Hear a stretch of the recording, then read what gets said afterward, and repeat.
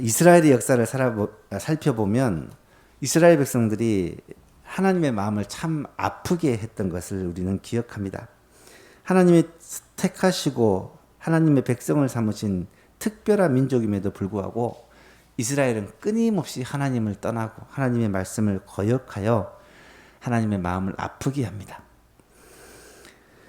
십계명을 보면 1계명과 2계명이 비슷합니다. 1계명은 너를 위하여 새긴 우상을 만들지 말라. 2계명 아니죠. 1계명은 나 외에 다른 신을 내게 있게 하지 말라. 2계명은 너를 위하여 새긴 우상을 만들지 말고 또 위로 하늘에 있는 것이나 아래로 땅에 있는 것이나 땅 아래 물속에 있는 것이 어떤 현상이든지 만들지 말고 그것들에게 절하지 말고 그것들을 섬기지 말라라는 계명입니다. 1계명과 2계명이 비슷하지만 차이점이 있습니다.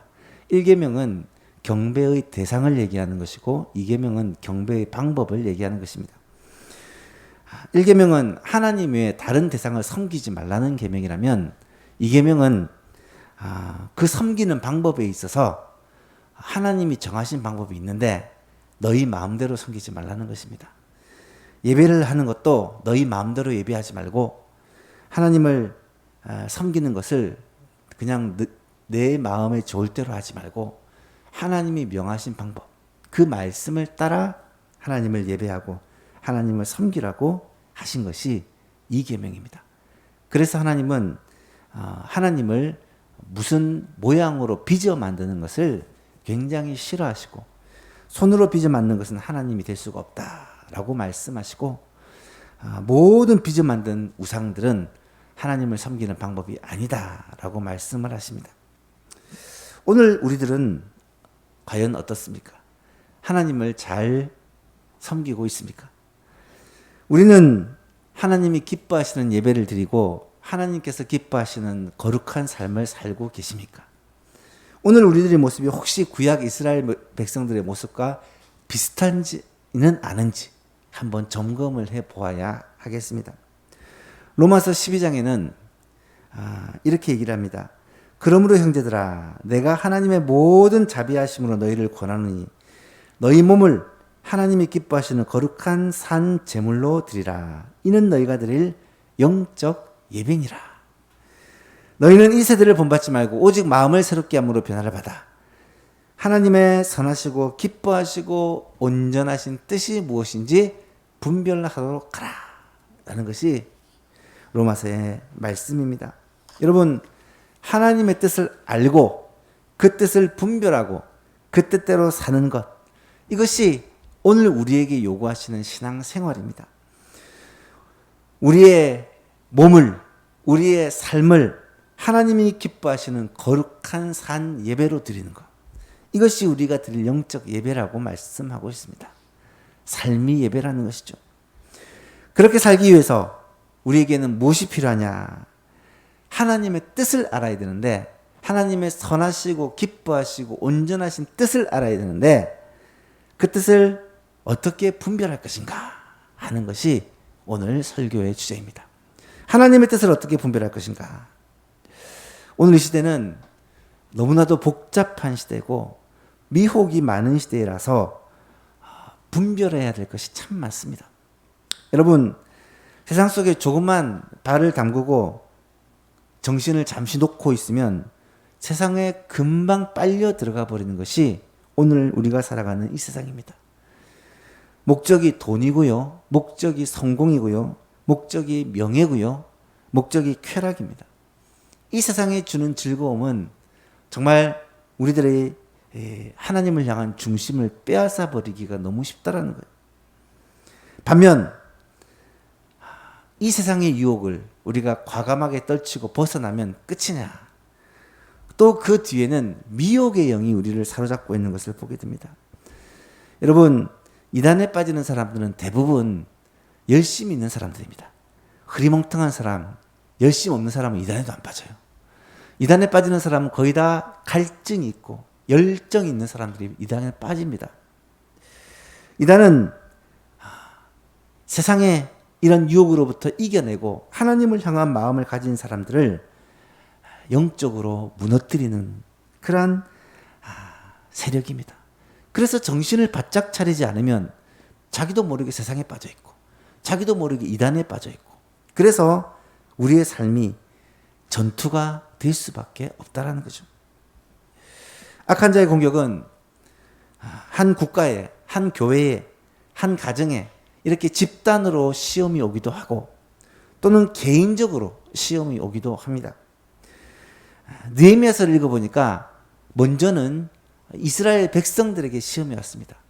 이스라엘 백성들이 하나님의 뜻을 따라 성벽을 건축하려고 했는데 그때 주위에 있는 나라들이 끊임없이 이스라엘을 괴롭힙니다. 그들의 공격의 대상은 이스라엘 민족, 유다 민족이었다는 거예요. 그런데 아무리 공격해도 무너지지 않고 아무리 공갈과 협박과 무력 도발을 해도 꿈쩍하지 않자 이번에는 방법을 바꾸어 느헤미야 한 사람을 타겟으로 해서 공격을 시작합니다. 오늘 본문의 내용은 느헤미야의 임한 공격, 어떻게 이 느헤미야를 공격하고 있는지를 보여주고 있고 또 느헤미야는 이런 개인적인 유혹과 공격을 어떻게 극복해냈는지를 우리에게 보여주는 것입니다. 세 부분에 나누어서 오늘 이 말씀을 잠시 생각해 보았으면 좋겠습니다. 첫 번째, 느헤미야에게 다가온 것이 세상의 유혹입니다. 1절과 2절에 보니까 산발락과 도비아와 아라비아 사람 게셈과 그 나머지 우리의 원수들이 내가 성벽을 건축하여 허물어진 틈을 남기지 아니하였다 하는 말을 들었는데 성벽이 다 연결을 했다는 말이에요. 완성은 안 됐지만 거의 연결이 됐다는 말입니다. 그때는 내가 아직 성문에 문짝을 달지 못하였더라. 벽은 어느 정도 이어졌는데 이제 성문에 문짝에 달려야 되는데 그 작업은 또 시간이 좀 걸리는 작업이죠. 산발락과 게셈이 사람을 보내어 이르기를 오라 우리가 오노평지 한 촌에서 서로 만나자 하니 실상은 나를 해하고자 함이었더라. 산발락, 도비아, 게셈 이제 많이 들어서 익숙한 이름입니다. 이 사람들이 누구냐면 느헤미야를 중심으로 한 이스라엘 백성들이 성벽을 쌓는 것을 너무나도 싫어했던 그런 무리들입니다. 사마리아의 총독이었던 산발랏은 이때 유다 총독이었던 느헤미야에게 회담을 요청합니다. 이웃나라로서 정상회담을 가지자고 요청을 합니다. 서로 좋지 않은 관계를 청산하고 좋은 관계를 맺고 서로 윈윈하자 이런 공식적인 협상 요청입니다. 정식적으로 제안한 회담인 만큼 느헤미야도 이것을 거절할 명분이 별로 없는 상태입니다. 장소도 예루살렘과 사마리아 가운데쯤 있는 오노평지 적당한 장소를 골라서 개방된 곳에서 만나자는 거예요. 여러분 세상이 우리를 유혹할 때 가장 즐겨 사용하는 방법이 바로 타협입니다. 타협. 세상과 하나님을 적절하게 균형을 맞추자는 거예요. 윈윈하자는 것입니다. 세상에서도 성공하고 하나님에 대해서도 성공하자는 것입니다. 여러분 우리는 세상의 속성을 본질을 알아야 돼요. 세상은 그렇게 만만한 곳이 아닙니다. 세상은 결코 우리를 향해 우호적이지 않습니다. 왜 그러냐? 이 세상의 권세는 누구냐? 바로 공중의 권세 잡은 사탄이 이 세상을 지배하고 다스리고 있기 때문이에요. 여러분, 예수님은 사탄이 오는 목적에 대해서 이렇게 말씀합니다. 도둑이 오는 것은 도둑질하고 죽이고 멸망시키려는 것 뿐이요. 여기서 도둑은 마귀, 사탄을 의미한다는 것을 여러분 아실 것입니다. 마귀는 도둑질하고 죽이고 멸망시키기 옵니다. 하지만 주님이 오시는 목적은 우리로 하여금 생명을 얻게 하고 더 풍성히 얻게 하려는 것이라고 말씀하죠. 또한 말세 때 성도를 미혹하는 이단들도 마찬가지입니다. 마태복음 7장 15절에 보니까 거짓 선지자들을 삼가라. 양의 옷을 입고 너희에게 나오나 속에는 노략하는 일이라. 그들은 때론 광명의 천사처럼 보이기도 합니다. 하지만 실상은 그들이 우리의 대적이라는 거예요. 고린도후서 11장에 보니까 그런 사람들은 거짓 사도요 속이는 일꾼이니 자기를 그리스도의 사도로 가장하는 자들이라. 이 당시에 얼마나 많은 자신을 그리스도의 사도라고 과장하는 사람들이 있었는지 모릅니다. 이것은 이상한 일이 아니니라 사탄도 자기를 광명의 천사로 가장하나니. 여러분, 그리스도인들 가운데 늘 상식과 융통성을 강조하시는 분들이 있습니다. 물론 예수를 믿어도 상식적으로 융통성 있게 믿는 것도 사실은 필요한 부분이 없잖아 있습니다. 그래서 그들은 얘기하죠. 예수는 믿되 너무 빠지지는 말아라. 광신자는 되지 마라. 세상에서 뱀같이 지혜롭고 비둘기처럼 순결하게 살아야 된다. 다 그럴듯한 말입니다. 심지어 어떤 분들은 너무 원칙적으로 신앙생활을 하려 하지 마라.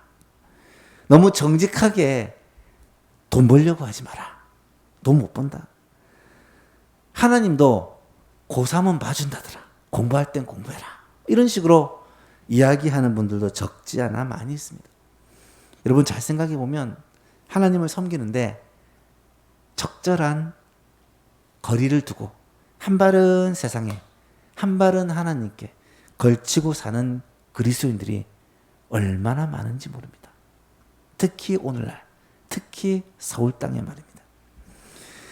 만약에 느헤미야가 이 제안에 응했다라면 과연 어떻게 됐을까? 나름 상상을 해보니까 만약에 충분히 준비를 하지 않고 왔다면 암살을 해버리려고 계획을 했고, 만약에 느헤미야가 충분히 준비를 하고 왔다면 적당한 타협안을 제시하면서 성벽 공사를 멈추고 또 다른 제안을 했을 것이다 라고 추측할 수 있습니다. 어쨌든 지금 하는 이 일을 멈추려는 거예요. 이것을 간파한 느헤미야는 타협 대신에 거절이라는 방법을 선택합니다. 3절 4절을 보십시오. 내가 곧 그들에게 사자들을 보내어 이르기를 내가 이제 큰 역사를 하니 내려가지 못하겠노라.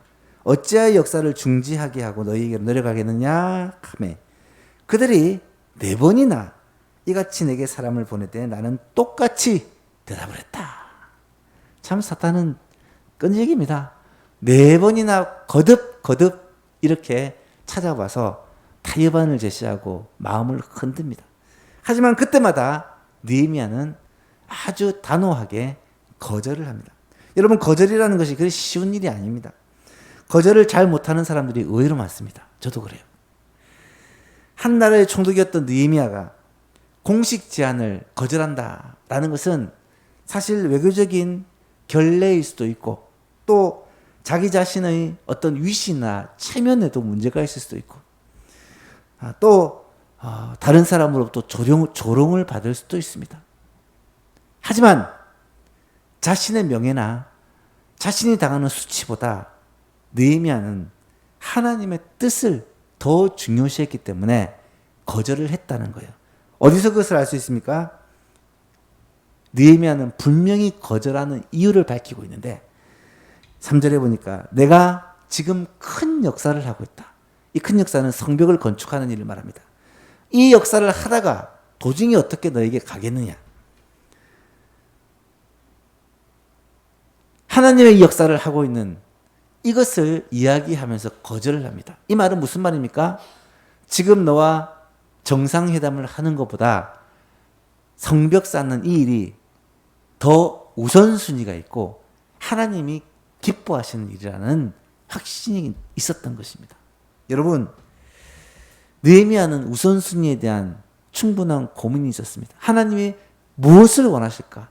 무엇을 원하실까라는 그런 확신을 가지고 있었다는 것입니다. 우리가 세상의 유혹에 대해서 세상과의 타협에 대해서 거절할 수 있는 그 이유가 무엇입니까?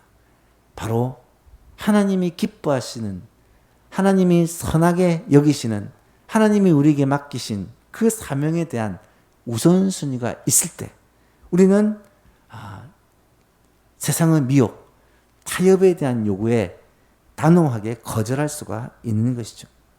정말로 하나님이 내게 맡기신 일, 하나님이 나를 통하여 하시기를 원하시는 일에 내가 시간과 에너지를 쏟아 최선을 다하겠다라는 마음이 있을 때 우리는 그것에다가 우선순위를 두는 거예요. 그래서 다른 것들, 다른 나를 발목을 붙잡는 것들은 다 떼어낼 수 있는, 거절할 수 있는 것이죠. 여러분, 오늘 우리들의 모습을 한번 돌아보았으면 좋겠습니다. 유혹이 참 많습니다. 어떻게 하면 돈이 된다더라. 어떻게 하면은 참 미래가 있다더라. 재밌는 일이 있다더라. 우리의 어떤 이름을 낼 수 있다더라. 세상은 끊임없이 우리를 미혹합니다. 그런데 하나님을 바라보고 하나님께 눈을 고정하고 우선순위를 둔 사람은 이 미혹에 흔들리지 않습니다. 하나님과 재물을 겸하여 섬길 수 없고 하나님과 이 세상을 동일하게 섬길 수 없기 때문입니다. 나는 오직 주님이 기뻐하시는 선택만을 하겠다. 나는 오직 주님이 기뻐하시는 일을 먼저 하겠다. 이런 우선순위에 대한 확실한 고백이 있어야 이런 세상의 미혹으로부터 승리할 수가 있다는 거예요. 이 자리에 계신 여러분 모두는 영적 우선순위가 분명하여서 이 세상의 미혹으로부터 넉넉히 승리하는 여러분 될 수 있기를 축복합니다. 두 번째 미혹이 있습니다. 바로 거짓 소문의 미혹입니다. 점점 교묘해집니다. 보십시오. 5절에서 7절까지 보니까 산발랏이 5번째는 4번을 그렇게 보내고 5번째 사람을 보낼 때는 그 손에 봉하지 않은 편지를 들려보냅니다. 그 편지를 읽어보니까 내용이 뭐냐? 이방 중에 소문이 벌써 다 났고 가스무라는 것은 이 게셈의 아라비아식 이름입니다. 게셈도 말하기를 너와 유다 사람들이 지금 모반을 하려고 페르시아에 대한 반역을 하려고 성을 쌓고 있다. 그렇게 얘기를 한다. 그래서 너희가 스스로 독립하고 이스라엘의 왕이 되려 한다. 이런 이야기가 지금 다 소문났더라. 돌고 있더라. 이런 거짓말을 편지에 적어가지고 느헤미야에게 전해준 것입니다.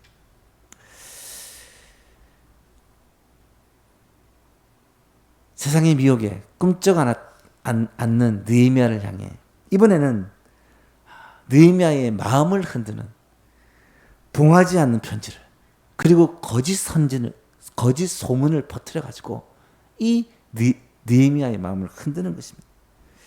여러분, 만약에 느헤미야가 성을 쌓고 민족을 부흥하게 하는 이 일이 지금 일종의 독립운동이요, 페르시아 왕에 대한 그러한 모반이라고 한다면 심각한 일 아닙니까? 이렇게 소문만 내놔도 이 느헤미야에게는 결정적인 타격이 될 가능성이 많다라는 것입니다. 여러분, 거짓 소문처럼 사람을 궁지에 빠뜨리는 것이 없는 것 같아요. 요즘 아시죠? 인터넷 세상이 되다 보니까 자기의 이름을 밝히지 않고 책임도 지지 않고 그냥 말을 만들어내는 시대가 되어버렸어요. 얼마나 많은 악성 루머들이, 얼마나 많은 거짓 뉴스들이 그렇게 판을 치고 있는지 모릅니다. 루머라는 것은 그 시발점을 찾기도 힘들어서 법적인 책임을 묻기도 어려운 것을 악용해서 정말 내가 원하는 사람, 내가 원하는 일을 위해 아니면 내가 미워하는 사람을 위해 마음대로 말을 만들어서 그렇게 퍼뜨리는 일들이 허다하게 일어나고 있다는 거예요. 여러분, 느헤미야 입장에서는 이 일이 얼마나 당황스럽겠습니까? 자신을 온전히 희생해서 유다민족의 부흥을 위해 그 페르시아 왕의 술 맡은 관원이라는 엄청난 지위와 부와 명예를 다 버리고 이곳에 와서 헌신하고 있는데 지금 느헤미야를 향해 페르시아 왕을 배반하고 모반을 꾸민다. 이런 얘기를 하고 있으니까 얼마나 기가 막혔겠습니까? 사랑하는 여러분, 여러분의 마음이 가장 힘들고 아프고 스트레스 받을 때 언제 그런가요? 말로 상처를 받고 거짓으로 말미암아 억울한 일을 당할 때 얼마나 마음이 아프고 답답합니까? 성경은 사탄을 가리켜 거짓의 영, 거짓의 압이다 그렇게 얘기를 합니다. 사탄은 말 그대로 입만 열면 거짓말하는 존재예요. 그 거짓말로 성도들을 넘어뜨리려고 하고 무너뜨리려고 하고 그 거짓말로 우리의 힘을 빼고 비방하고 중상모략하고 사기를 치고 악독을 행하는 그런 거짓의 영이 바로 사탄이라는 거예요. 지금도 사탄은 끊임없이 그 일을 행하고 있다는 거예요. 사랑하는 여러분, 혹시 우리들의 모습 가운데 이렇게 중상모략하고 거짓으로 남을 깎아내리며 다른 사람을 향하여 그렇게 뒷담화, 뒤에서 허물을 욕하는 그런 모습을 없는지 한번 돌아봐야 될 것입니다. 에베소 4장에서는 이렇게 말씀합니다. 무릇 더러운 말은 너희 입 밖에도 내지 말고 오직 덕을 세우는 데 소용이 되는 대로 선한 말을 하여 듣는 자들에게 은혜를 끼치게 하라. 여러분, 이것이 성도들이 마땅히 해야 될 언어 생활입니다. 속이는 자는요, 사탄입니다. 속이는 것을 업으로 삼는 자가 사탄이에요. 그래서 사탄은 우리를 흔들어 놓기 위해 때로는 거짓말을 만들어내기도 하고 억울한 그런 누명을 씌우기도 하고, 이럴 때 정말 너무너무 힘든 것이 사실이죠. 여러분, 느헤미야는 이때 어떻게 이 일에 대해서 반응하는 줄 아십니까? 8절 이하를 보세요. 8절 9절을 보니까 내가 사람을 보내어 그에게 이르기를 네가 말한 바 이런 일은 없는 일이요 내 마음에서 지어낸 것이라 하였더니, 쓸데없는 거짓말하지 말라는 거예요. 9절에 보니까 이는 그들이 다 우리를 두렵게 하고자 하여 말하기를 그들의 손이 피곤하여 역사를 중지하고 이루지 못하리라 함이라. 무슨 말입니까? 결국은 이런 거짓말을 만들어낸 이유가 우리로 하여금 지금 하고 있는 이 성벽 건축의 역사를 이루지 못하게 하려고 했다는 거예요. 그러면서 하나님께 이제 내 손을 힘있게 하옵소서 기도하고 있습니다. 여러분, 느헤미야가 이 유혹들을 능히 이길 수 있었던 그 비결은 무엇이었을까요? 느헤미야가 이 속이는 영을 분별하고 이겨낼 수 있는 그 비결은 바로 느헤미야가 하나님을 온전히 신뢰하고 느헤미야가 항상 정직한 오른편에 서 있었기 때문이라는 것입니다. 여러분, 이 이야기를 읽으면서 어떤 생각을 해보냐면, 만약에 정말 느헤미야의 마음속에 털끝만큼이라도 모반에 대해서 꿈을 꾸고 내가 이렇게 민족으로부터 지지를 받고 잘 나가는데 좀 우리 이스라엘을 독립시키고 내 나라로 한번 만들어 보겠다, 이런 마음이 털끝만큼이라도 있었다면 아마 이 전략이 통했을 수도 있어요. 하지만 느헤미야는 아주 정직한 깨끗한 사람이었고 그들의 이 속임수에 전혀 흔들리지 않고 있습니다. 여러분, 성도의 실력은 정직함이라고 제가 여러 번 말씀한 것 같아요. 예수 믿는 사람이 다른 부분에서 세상 사람들보다 조금 떨어질 수는 있습니다. 하지만 정직에 있어서만은 떨어져서는 안 됩니다. 왜 그렇습니까? 세상과 똑같이 속이고 세상과 똑같이 적당히 머리를 굴리고 세상과 똑같이 살아간다면 성도의 성도됨이 어디서 나타나겠느냐는 거예요. 이 세상을 향한 그리스도의 영향력은 바로 이 진실함, 정직함에서 나타난다는 것입니다. 사랑하는 성도 여러분, 느헤미야와 같이 이 정직한, 이 진실함이 악한 사탄의 모든 미혹들을 이기는 힘이라는 사실을 꼭 기억할 수 있기를 축복합니다. 마지막 한 가지, 세 번째 미혹이 뭐였냐면 거짓 예언의 미혹입니다. 이거는 제일 힘든 미혹입니다. 영적인 미혹입니다. 10절을 보십시오.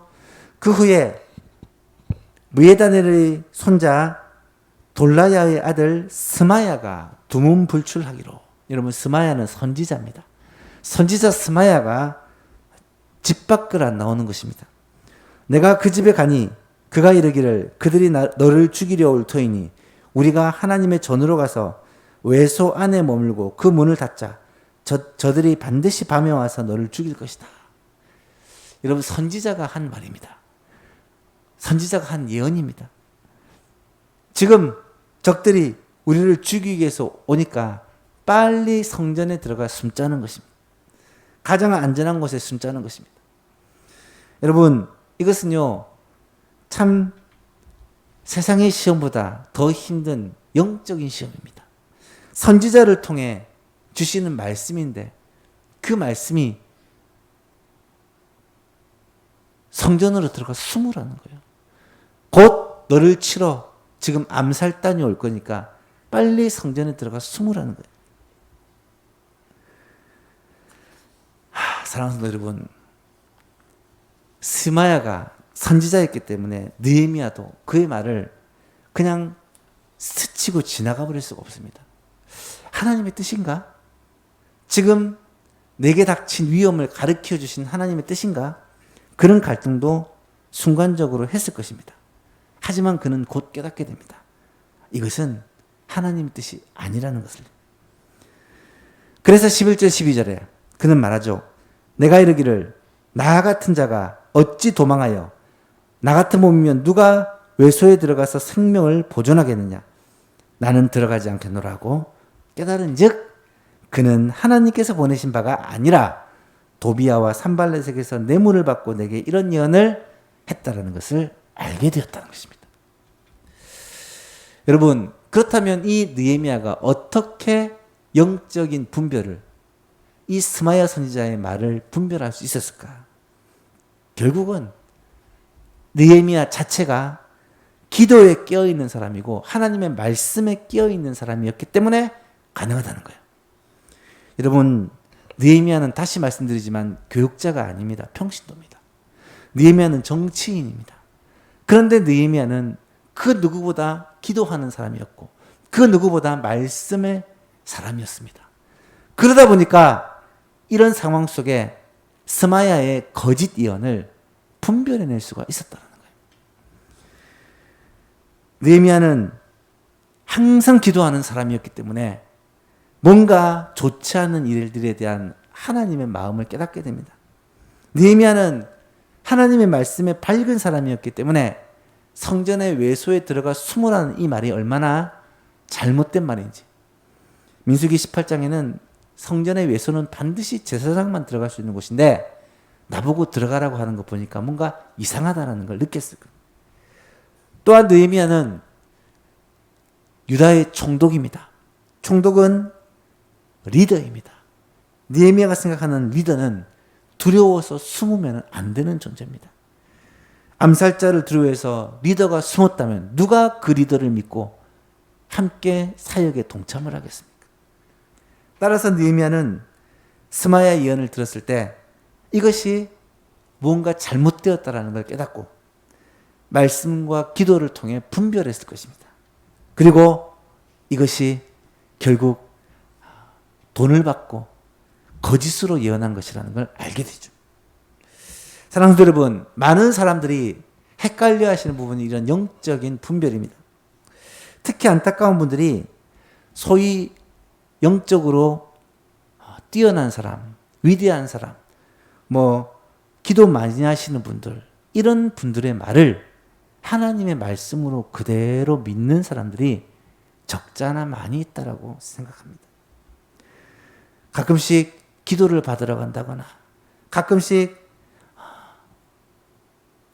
말씀을 받으러 가서 그것이 하나님의 음성인 것처럼 그렇게 받아들이고 그것을 따라 자신의 삶을 결정하는 그런 사람들이 지금도 적잖게 있다라고 생각합니다. 사랑하는 여러분, 꼭 기억해야 됩니다. 아무리 유명한 사람도, 아무리 영적으로 대단한 사람도 사람이 하나님이 될 수는 없습니다. 사람은 사람이고 하나님은 하나님이십니다.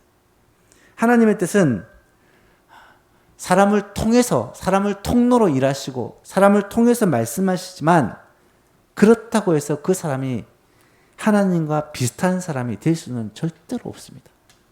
역사를 보십시오. 천주교가 왜 무너졌습니까? 천주교는 교황을 하나님처럼 생각했기 때문에 무너집니다. 대형교회 목사님들이 왜 말년에 평생을 주를 위해 헌신했다가 무너져 내립니까? 사람을 절대시하는 풍조 때문에 그들이 무너져 내리고 맙니다. 이단은 말할 것도 없습니다. 사람을 절대시하면 이단이 생길 수밖에 없습니다. 사랑하는 여러분, 절대로 사람은 절대시 될 수가 없습니다. 하나님만이 영광을 받으시고 높임을 받으시고 하나님만이 절대적으로 옳으신 분이지, 사람은 실수도 하고 넘어지기도 하는 존재라는 것을 꼭 기억하셔야 됩니다. 하나님께서 만약에 여러분에게 말씀을 하시고 싶다면 누구를 통해 말씀하시겠습니까? 그래도 여러분을 위해서 기도하고 말씀을 전하는 목사를 통해 말씀하시는 것이 일반적인 방법이 아닐까요? 그래도 여러분을 위해서 늘 기도하는 구역장이나 그렇게 교우들을 통해서 말씀하시는 것이 정상적인 방법이 아닐까요? 영적으로 밝다고 대단하다고 그런 분이 여러분을 위해서 무슨 말씀을 받아 무슨 말씀을 전해주겠습니까? 다른 교회 설교 잘 하시는 목사님의 설교를 들으면서 여러분의 영이 어떻게 인도함을 받고 변화를 받겠습니까? 사랑하는 여러분, 하나님께서 여러분에게 말씀하실 때는요, 하나님의 질서를 따라 말씀하십니다. 사실 담임 목사를 통해 주시는 설교도 하나님의 말씀이지만 여러분이 직접 하나님의 말씀을 읽고 묵상하고 기도하면서 얼마든지 내게 주시는 말씀을 깨달을 수가 있습니다. 하도 말씀을 읽지 않고 하도 기도를 하지 않으니까 영적인 귀가 닫혀서 자꾸 다른 방법을 통해 말씀을 들으려 하는 거죠. 여러분, 오늘 본문 말씀을 통해 꼭 깨닫게 되시기를 바랍니다. 주위에 들려오는 수많은 메시지에 여러분의 귀를 빼앗기지 마시기 바랍니다. 하나님께서는 여러분들에게 직접 말씀하십니다. 우리는 예배하는 시간마다 하나님을 만납니다. 하나님의 지성소까지 들어가서 주님을 경험하는 자들입니다.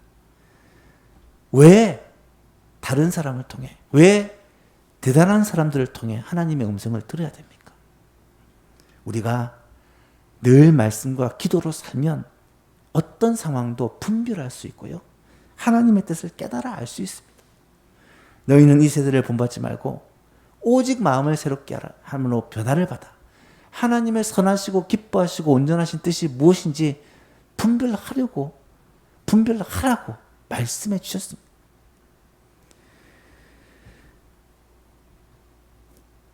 마지막으로 한 가지만 더 생각해 볼 것은요, 세상의 음성, 사탄의 음성은 자꾸 우리의 마음에 두려움을 줍니다.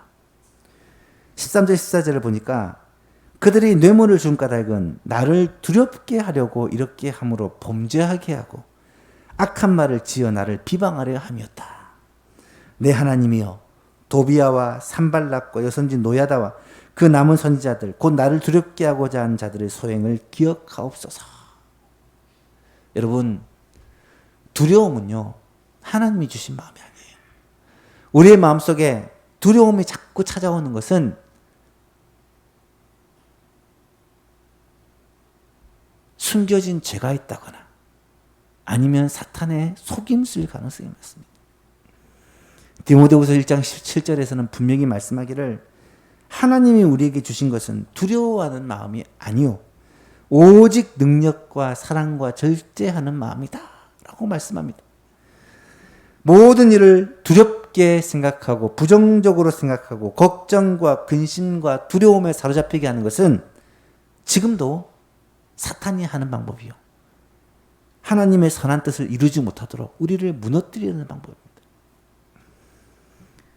물론 객관적으로 두렵고 힘든 일이 많습니다.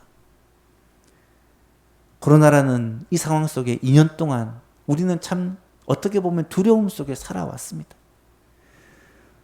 또 이런저런 이유로 성도들의 삶 속에 많은 어려움들이 찾아왔습니다. 특히 요즘 최근에는 건강에 어려움을 겪는 성도들이 여러분 너무 많습니다. 그런 소식을 하나하나 들을 때마다 사실 저도 마음속에 걱정과 두려움이 찾아올 때가 많습니다. 하지만 그럴 때마다 하나님을 바라봅시다. 느헤미야는 두려운 마음 왜 없었겠습니까? 하지만 하나님이 주신 마음은 두려워하는 마음이 아닌데, 리더인 나마저 두려움에 빠져버리면 우리 백성들은 어떻게 하겠느냐. 그래서 그는 하나님께 기도하고 주를 의지하고 힘을 얻고 담대하게, 무서워서 숨는 자가 아니라 담대하게 하나님께서 주시는 그 사명을 향하여 백성들을 독려하여 그렇게 전진해 나갔던 사람입니다. 이 모습이 저에게도 필요하고 우리 예수만교회도 꼭 필요하다고 저는 확신합니다. 사랑하는 성도 여러분, 이 밤에 우리가 기도할 제목들을 함께 얻었으면 좋겠습니다. 오늘 우리는 참으로 분별이 필요한 시대에 살고 있습니다. 하나님의 뜻은 무엇일까? 하나님의 뜻을 어떻게 분별해야 될까? 우리를 속이고 우리를 무너뜨리려는 세상의 유혹, 그리고 거짓으로 우리를 무너뜨리려는 영적인 유혹, 또한 두려움, 이 모든 것으로부터 우리가 어떻게 분별하고 이겨낼 수 있을까? 결론은 말씀과 기도입니다. 결국 성도가 붙들어야 될 그 무기는 하나님의 말씀 그리고 기도입니다. 영적인 전쟁에서 하나님이 주신 무기는 두 가지밖에 없습니다. 말씀으로, 기도로 하나님을 의지하고 나아갈 때 이 모든 미혹들이 우리를 해하지 못하게 될 것이고 우리는 능히 승리하게 될 것입니다. 다시 말씀드리지만 영적인 싸움은 이미 이긴 싸움입니다. 예수님께서 이미 승리하신 그 싸움을 우리는 할 뿐입니다. 대장 되신 주님이 우리와 함께 하시고 우리를 위하여 승리를 이루신 것을 믿고 나갈 때 우리 또한 넉넉히 이길 수 있을 줄로 믿습니다. 그런 예수만 모든 가족들 되었으면 좋겠고요. 오늘 이 밤에 그런 승리를 할 수 있도록 성도들을 위해서, 교회를 위해서 함께 기도하는 이 밤이 되었으면 좋겠습니다. 우리 이 말씀 같이 한번 읽고 기도하겠습니다. 여호수아 1장 7절 8절 말씀 같이 읽습니다. 시작. 오직 강하고 극히 담대하여 나의 종 모세가 내게 명령한 그 율법을 다 지켜 행하고 우로나 좌로나 치우치지 말라. 그리하면 어디로 가든지 형통하리니 이 율법책을 내 입에서 떠나지 말게 하며 주야로 그것을 묵상하여 그 안에 기록된 대로 다 지켜 행하라. 그리하면 내 길이 평탄하게 될 것이며 내가 형통하리라. 아멘.